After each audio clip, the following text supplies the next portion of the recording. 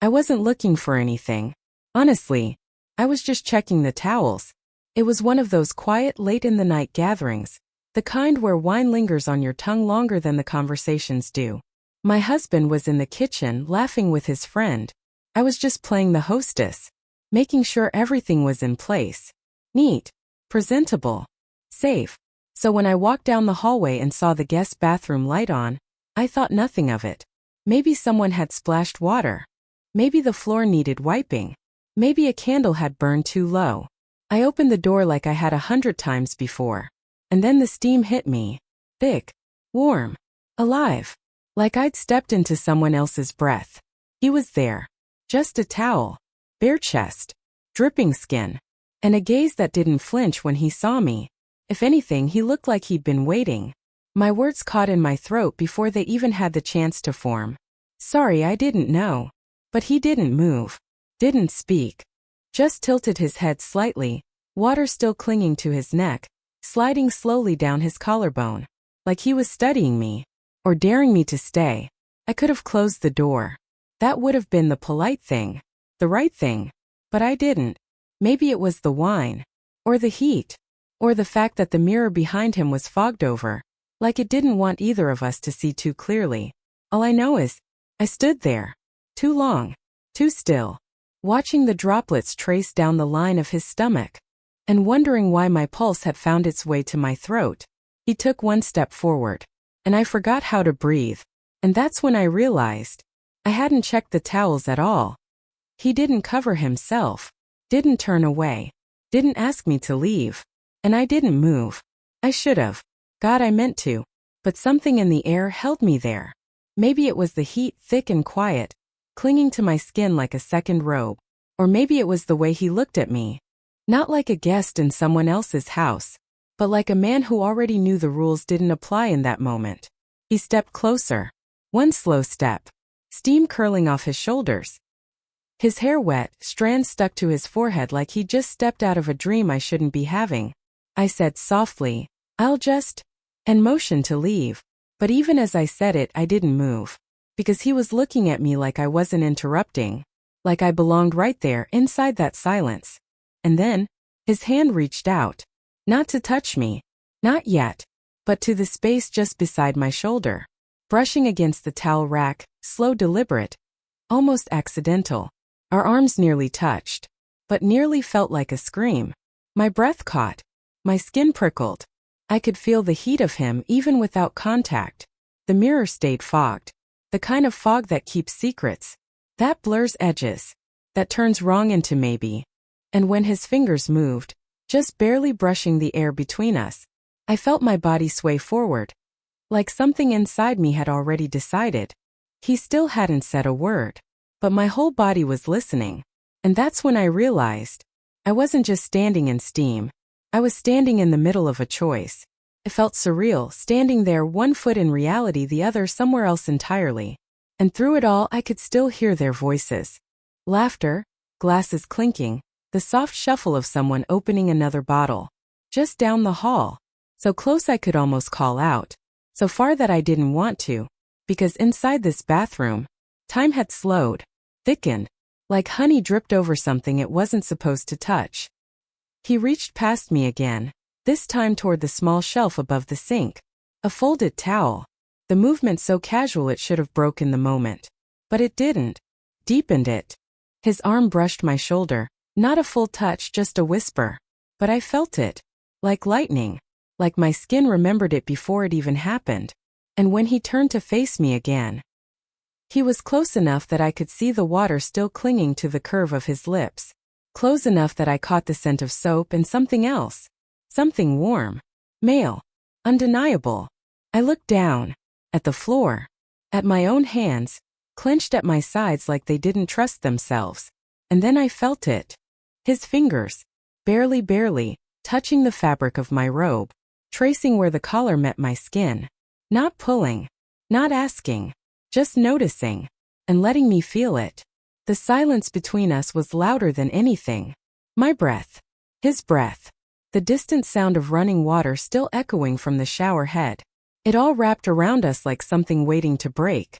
I told myself it wasn't a real moment. that I could walk away, that nothing had actually happened.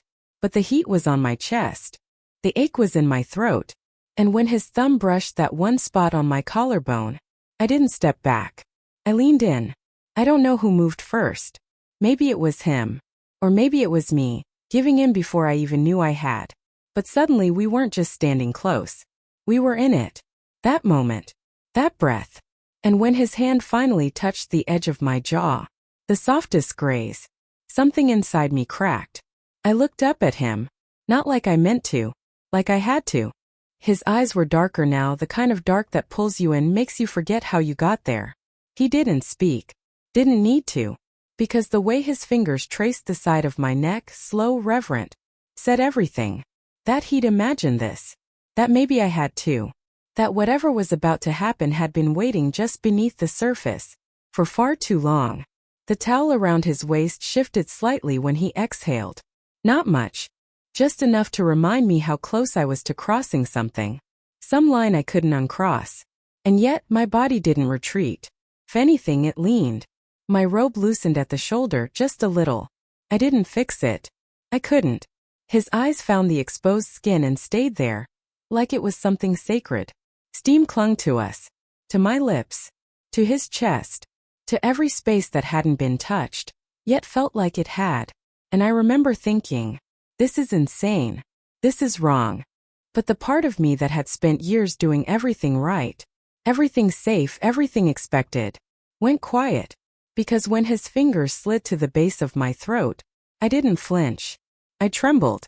And in that trembling, I stopped caring about the towels, or the voices down the hall, or the woman I was just 5 minutes ago. There was a second, one breath, no more, where I thought I'd pull back. Just enough to remember who I was. But that second passed.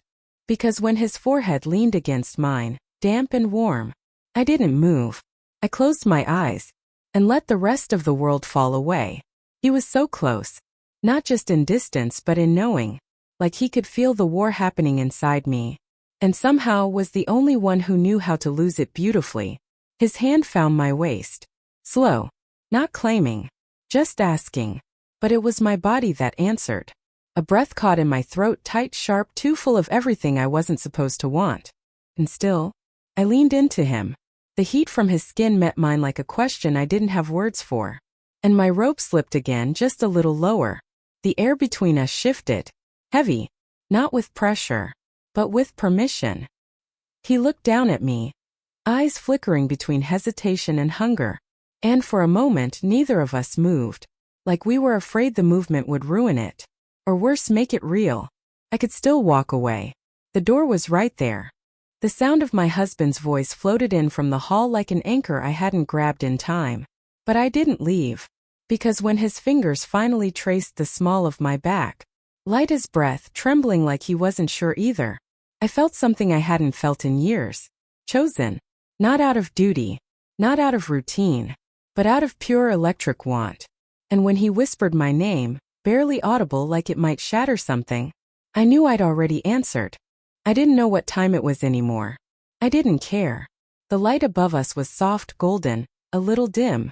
It made the steam shimmer like something holy. Like the moment had dressed itself in disguise, hoping we wouldn't recognize how dangerous it was. But we did. God, we did. And still we didn't stop. His breath touched the side of my neck. Warm. Unsteady. I felt him hesitate, not because he didn't want to, but because he did. Too much. And for some reason that made my knees weak. Does want when it's real. Doesn't charge in. It lingers. It waits for the smallest sign. So I gave it. I tilted my head just barely. An invitation disguised as instinct.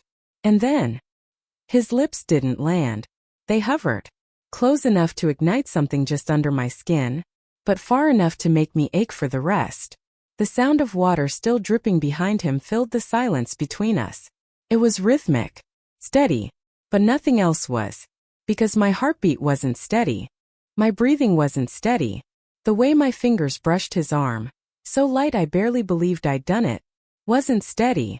I thought about the mirror again. How it was still fogged. How it was probably better that way. Because if I saw myself right now, I don't know if I'd recognize the woman standing there. Not a wife. Not a hostess. Not someone trying to be perfect for everyone else. Just a woman. With her robe slipping, her breath shaking, and her choices narrowing with every second. And when he whispered, "Tell me to stop," I didn't say a word. His words hung in the air, suspended, trembling, waiting. Tell me to stop. And I could have. I should have. But silence poured out of me like an answer I wasn't ready to say out loud. And in that silence he moved. Not fast. Not like someone rushing towards something forbidden. But slow, like he'd been starving for this, and didn't want to miss a single second of the taste. His lips finally touched my neck. And I swear, the air itself sighed. My body reacted before my mind could catch up. A sharp inhale. Tilt of my head. A hand that found his shoulder without asking permission. The muscles under my fingers were warm, tense, like even he couldn't believe I was still there. His mouth traced a line just below my ear, and my knees nearly gave out. I reached for the wall behind me, steadying myself on cool tile, while everything else in me burned. He pulled me closer. His hands settling at my waist like they'd always known where to go. And the moment our bodies met, towel to robe, breath to breath, didn't feel wrong. Felt inevitable. The kind of inevitable that lives in glances held too long, in quiet fantasies no one admits out loud. The kind that waits patiently until reality finally breaks. I thought of the door behind me, still open, still offering a way out. But then he kissed my collarbone. Soft, reverent, slow.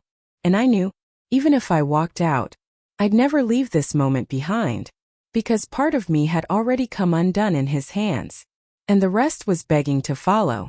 When it finally happened, when the space between us disappeared completely, there was no sound, no gasp, no cry, just breath. His, mine, ours. We moved without words, as if we were following instructions written somewhere beneath the skin. His hands weren't hurried, they lingered, tracing the fabric of my robe like he was reading something out loud with his fingers. And I let him. Every part of me said yes.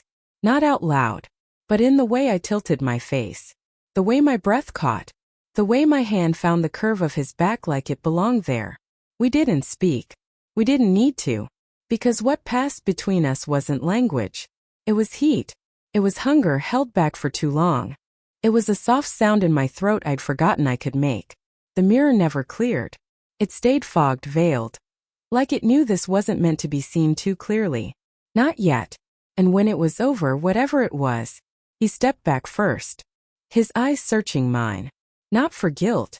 Not for apology. Just truth. And I didn't hide it. I fixed my robe slowly. My fingers shook. Not from shame, but from the weight of what I'd just allowed. I stepped toward the door. Light spilled in from the hallway. The sound of laughter had faded. Now there was only quiet. And as I stood on the edge of two lives, the one I walked in with, and the one I'd walk out carrying inside me, I turned back. He was still there, standing in the steam, watching me like I'd just rewritten something inside him. Maybe I had. Maybe we both had. I walked down that hallway knowing I looked the same. But inside, I was no longer just a woman who checked the towels. I was the secret the steam would never give back.